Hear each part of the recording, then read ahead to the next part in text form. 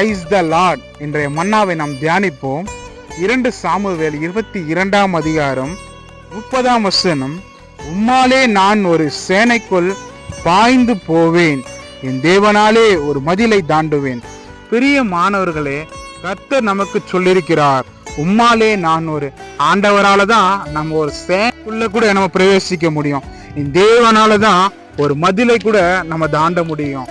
நமக்கு வருகின்ற அநேக சூழ்நிலைகள், அநேக பிரச்சனைகள், அநேக உபத்திரவங்கள், அநேக பாடுகள் இருந்தாலும் தேவனுடைய தயவுனால தான் நம்ம இதை எல்லாம் மேற்கொள்ள முடியும். அதுதான் வேதம் நமக்கு மிக தெளிவாக சொல்லியிருக்கிறது.